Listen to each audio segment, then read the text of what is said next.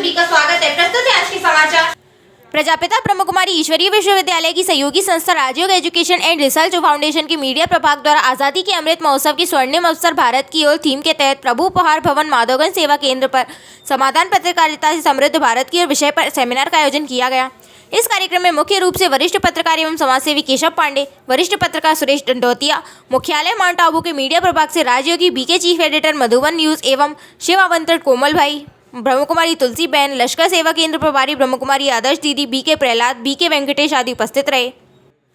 कार्यक्रम के शुभारंभ में ब्रह्मकुमारी लश्कर ग्वालियर की मुख्य इंचार्ज बीके आदर्श दीदी ने सभी का स्वागत अभिनंदन किया। साथ ही ब्रह्मकुमारी विश्वविद्यालय का परिचय एवं गतिविधियों के बारे में बताया और कहा कि यह सृष्टि एक रंगमंच है और हम सब अभिनय करता है। अगर यह हम अपनी स्मृति में रखेंगे तो अपने अभिनय को बेहतर ढंग से प्ले कर सकेंगे। कार्यक्रम के दौरान डॉक्टर केशव पांडे, सुरेश दंडोतिया, कार्यक्रम में मुख्य अतिथि अंतर्राष्ट्रीय मुख्यालय माउंट आबू के मीडिया प्रभाग से राजयोगी बीके कोमल भाई ने अपने विचार रखे। इसके बाद बीके तुलसी बहन ने उपस्थित सभी पत्रकारों को राजयोग मेडिटेशन का अभ्यास कराया। कार्यक्रम का संचालन एवं आभार प्रदर्शन बीके प्रहलाद भाई ने किया। इस अवसर पर प्रिंट मीडिया और इलेक्ट्रॉनिक मीडिया के सभी सम्माननीय पत्रकार साथी एवं संस्थान से जुड़े लोग उपस्थित रहे। क्योंकि आप हमेशा, मैं यहाँ पर 22 सालों से हूँ और अभी तो प्रहलाद भाई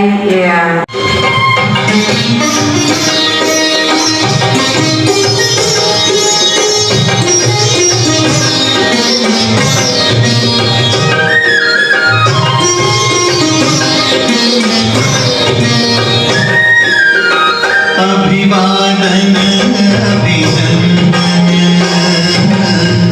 अभिवादन अभिनंदन अतिथि विशेष हमारे नाम तुम्हारा अमर रहे, नाम तुम्हारा अमर रहे, जब तक है नभ में तारे, जब तक है नभ में तारे। ब्रह्मकुमारी ईश्वरीय विश्वविद्यालय लगभग 86 वर्षों से मानव उत्थान के कल्याण के लिए, इस धरती के दुखों को, अशांति को, समस्याओं को समाप्त करने के लिए लगा हुआ है। ब्रह्मचारिणी समर्पित होकर एक 2 बच्चों की मां नहीं, जगत मां बनकर विश्व का कल्याण करने में रात दिन लगे हुए हैं। और हमारे जैसे कोमल भाई जी, प्रहलाद भाई जी ऐसे बाल ब्रह्मचारी 10,000 लगभग भाई भी हमारे समर्पित हैं। 15 लाख से अधिक घर गृहस्थ में रहने वाले भाई बहने ईश्वरीय सेवाएं कर रहे हैं और अपने घर गृहस्थ में मन की शांति का और घर को स्वर्ग का अनुभव कर रहे हैं। प्रजापिता ब्रह्मकुमारी ईश्वरीय विश्वविद्यालय एक यूनिवर्सिटी भी है जहाँ पर मानव आत्माएं दिव्य गुणों की पढ़ाई पढ़कर और आने वाली भविष्य नई दुनिया के लिए अपना जीवन देवी तुल्य बना करके और भारत को जगत गुरु के शिखर पर पहुंचाने के लिए पूरी तरह से लगे हुए हैं। लोगों के पास खाते में दुआएं होना बहुत आवश्यक है। आज लोगों के जीवन में दुआएं नहीं है, क्योंकि हम किसी ना किसी से आज थोड़ा बहुत छोटी छोटी बातों को लेकर के परेशान हो जाते हैं। तो अब प्रश्न उठता है कि दुआएं आए कैसे? देना तो सब चाहते हैं, देते भी हैं, लेकिन दुआएं आए कैसे? दुआओं को बढ़ाएं कैसे? आज अगर हमारे जीवन में कोई कमी है तो वो है सिर्फ दुआओं की। और दुआएं जब बढ़ेंगी, जब हम रोज सुबह अपने जीवन में कुछ ना कुछ एक श्रेष्ठ संकल्प करें, लोगों का भला हम स्थूल रीति करें, वो अच्छी बात है। नहीं करते तो मन में सबके प्रति शुभ भाव, शुभकामना हम रखें। जहाँ तक गिरावट का सवाल है, अभी प्रहलाद जी ने कहा कि सभी जगह जो है गिरावट आती जा रही है, तो ऐसा कोई वर्ग समाज का नहीं है जिसमें गिरावट नहीं आई है। जहाँ तक हमारी सकारात्मकता का सवाल है, तो हमारी अपनी तो कोई पूंजी है नहीं। हमको जो समाज से मिलता है हम उसी को प्रदर्शित करते हैं।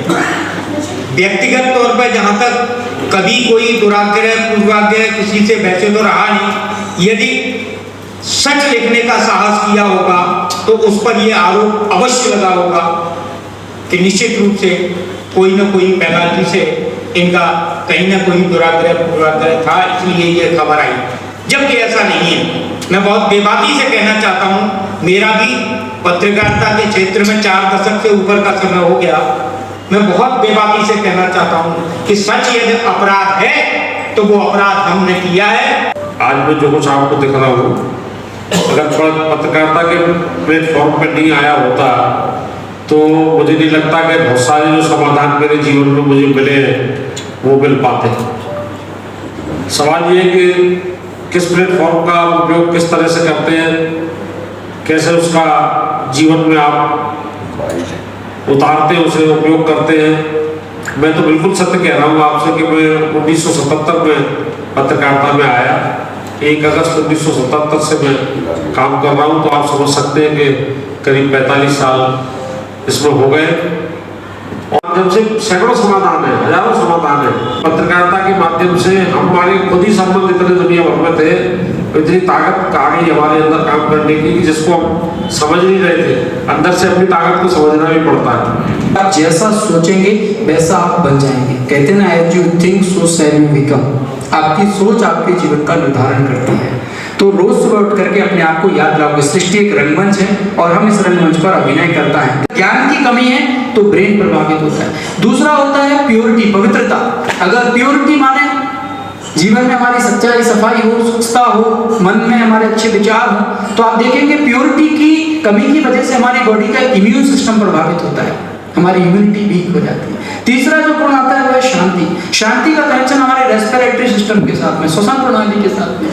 इसलिए हम कहते हैं भैया शांति से सांस तो लेने दो, थोड़ा बात करते हैं। शांति का कनेक्शन है। शांति होगी तो आप देखेंगे कि आपका रेस्पिरेटरी सिस्टम भी बहुत अच्छे से वर्क करेगा। नेक्स्ट है प्रेम। प्रेम का कनेक्शन हमारे हार्ट के साथ में। इसलिए कहते हैं भैया दिल का मरीज है, थोड़ा प्रेम से बोलना, इधर उधर की बातें नहीं करना, नहीं पता पड़ा चला जाए। तो प्रेम का कनेक्शन हार्ट के साथ है। कई लोग कहते हैं कि हमें हमारे परिवार से प्रेम नहीं मिलता, संबंधियों से प्रेम नहीं मिलता। कोई बात नहीं, आप परमात्मा से अपने में भरिए और दूसरों को बांटिए। फिर आप देखेंगे हैप्पीनेस। हैप्पीनेस का कनेक्शन किसके साथ हो सकता है? हैप्पीनेस का कनेक्शन, हैप्पीनेस माना खुशी। खुशी का कनेक्शन हमारे डाइजेशन के साथ है। आज बहुत सारे लोगों का डाइजेशन बिगड़ा रहता है क्योंकि खुशी नहीं है जी, नापाधापी में लगे हुए हैं। तो जीवन की सबसे पहली प्रायोरिटी होना चाहिए कि कुछ भी हो जाए मेरी खुशी नहीं जानी चाहिए, चाहे सब कुछ चला जाए, खुशी नहीं जानी चाहिए। लेकिन हम खुशी को खो देते हैं, उसकी वजह से हमारा डाइजेशन बिगड़ा। इसलिए कहते हैं खुशी जैसी खुराक नहीं। अभी जितना मर्जी आए भोजन करो, पर खुशी नहीं होगी तो भोजन भी आपको लगने वाला नहीं है। नेक्स्ट है ब्लिस, आनंद। आनंद का कनेक्शन है हमारे हार्मोनल सिस्टम के साथ में।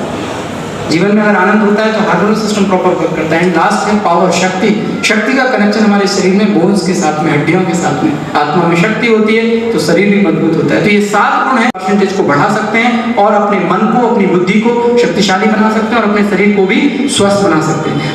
मित्रों, समाधान परक पत्रकारिता से समृद्ध भारत की ओर हम पत्रकारिता पे ज़्यादा बात नहीं करेंगे क्योंकि मैं भी एक पत्रकार रहा हूँ और मैं पत्रकारों के ऊपर जितना बड़ा दायित्व लोगों का है, लोग आपके आईने में देख करके अपना रास्ता तय करते हैं और जब आईने पर कभी धूल चढ़ जाए तो लोग उलाहना भी देते हैं। बट आईना किस कदर परेशान है उसके बारे में कोई सोचता नहीं है।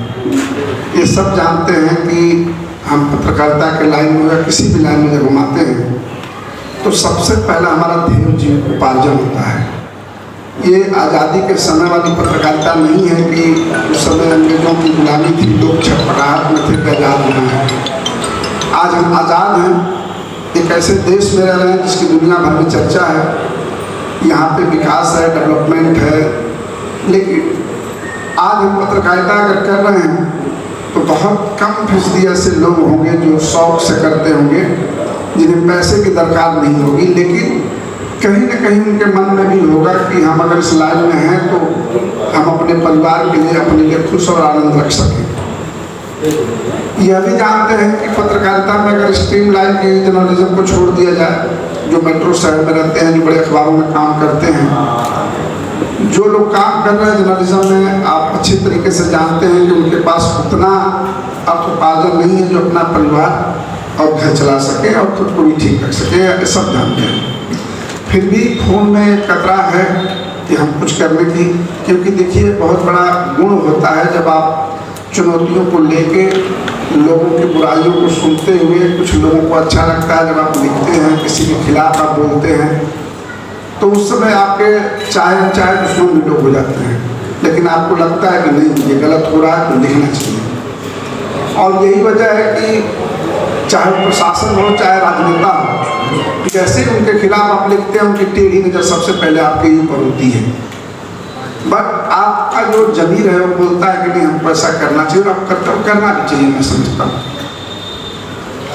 ये पत्रकारिता एक्चुअली क्या है कि देखिए, पत्रकारिता पे आजकल हर जगह बातें उठने लगी हैं कि पत्रकारिता कमीशन हो गया है, प्रोफेशन हो गया है। मैं कहाँ कहता हूँ कि पत्रकारिता को प्रोफेशन नहीं होना चाहिए। अगर आज अखबार आप छापेंगे तो उसमें स्याही कलम पैसा तो लगेगा ही लगेगा। अगर आप पत्रकारिता करते हुए अगर आपका बीपी शुगर हाई हो जाए, अगर पत्रकारिता करते हुए आपकी नींद खराब हो जाए, अगर पत्रकारिता करते हुए आपके रक्तचाप बढ़ जाए, तो ऐसे में पत्रकारिता से हमें फायदा तो हुआ नहीं। और बहुत सारे पत्रकार साथी ऐसे हैं जो संपादक मंडल में रहते। मेरे पिता शिव परमात्मा, जिन्हें मैं अलग अलग नामों से पुकारते आई हूँ। आज के समाचारों में बस इतना ही, फिर मिलेंगे, तब तक के लिए नमस्कार।